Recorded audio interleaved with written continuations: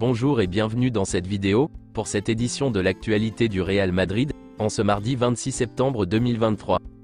Si t'es nouveau sur la chaîne, n'hésite pas à t'abonner, et d'activer la cloche de notification, pour recevoir une notification dès que je publierai une nouvelle vidéo, et mets aussi un j'aime et un commentaire à la vidéo, pour me soutenir. Merci, et commençons.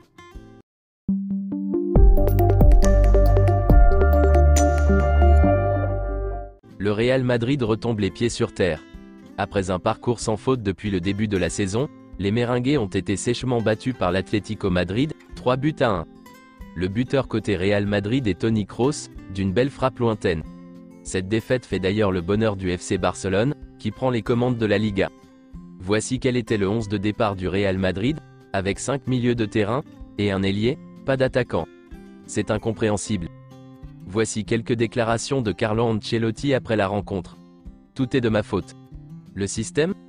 Nous avons utilisé Modric comme numéro 10, et Bellingham et Rodrigo en attaque. Nous étions mauvais en attaque et en défense, l'Atlético était meilleur. Leur troisième but a été la fin pour nous, c'était trop pour revenir. Joselu sur le banc ?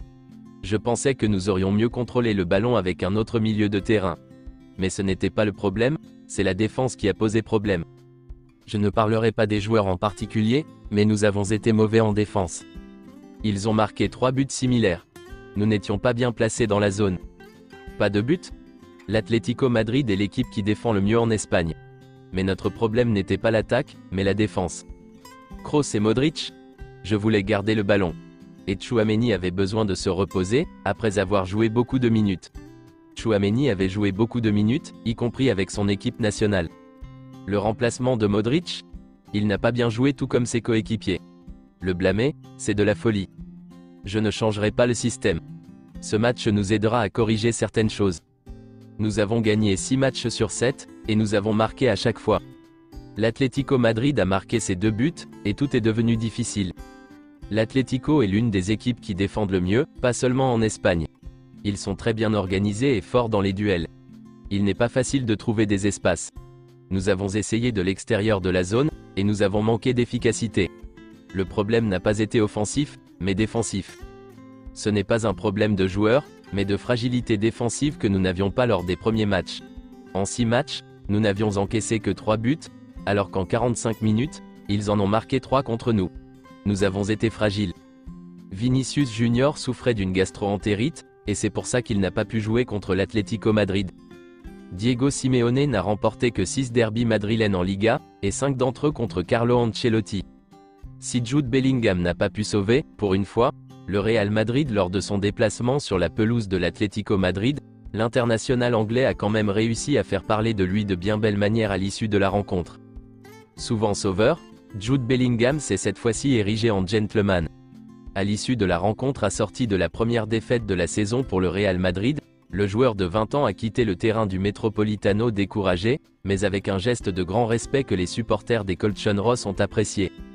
La séquence, enregistrée par le journaliste d'El Mundo Abraham Romero, montre comment Jude Bellingham s'est rendu seul au tunnel des vestiaires.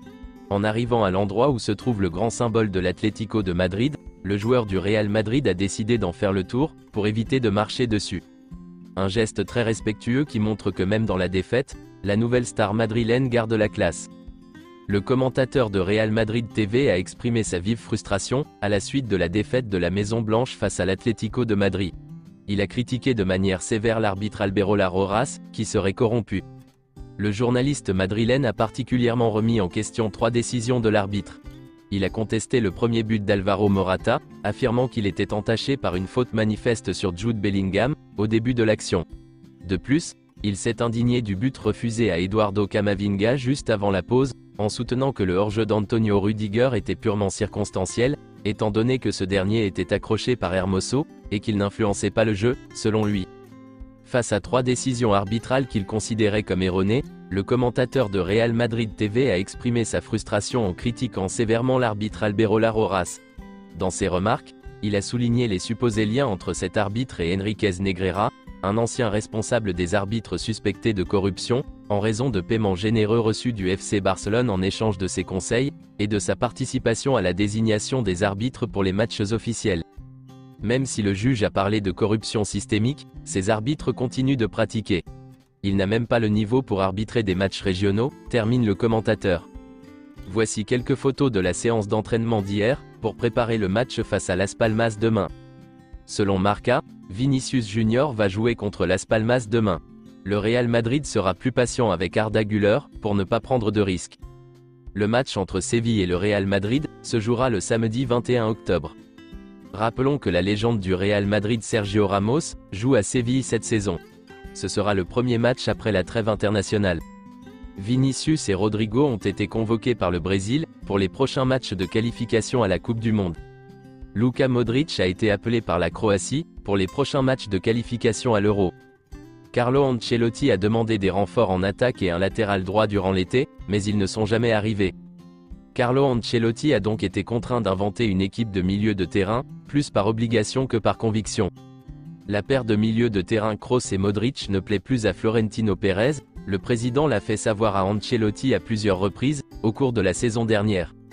Le Real Madrid oscille entre la colère et la recherche de solutions concernant l'avenir, après la défaite face à l'Atlético Madrid. La défaite contre l'Atlético Madrid a tiré la sonnette d'alarme au Real Madrid en raison de la réaction des joueurs, et du personnel d'encadrement sur le terrain. Le club se demande jusqu'où l'équipe actuelle peut aller. Le derby contre l'Atlético Madrid est un match qui signifie beaucoup pour les dirigeants du Real Madrid. La performance a laissé une marque qui n'est pas du tout appréciée. La première chose à faire au Real Madrid est d'observer la réaction des joueurs et de l'entraîneur. On attend davantage d'eux, et cela s'est exprimé dès la fin du match contre l'Atlético Madrid. Le Real Madrid ne pense pas à des renforts en janvier, selon les informations de Marca. C'est tout pour cette édition de l'actualité du Real Madrid, et merci de nous avoir suivis.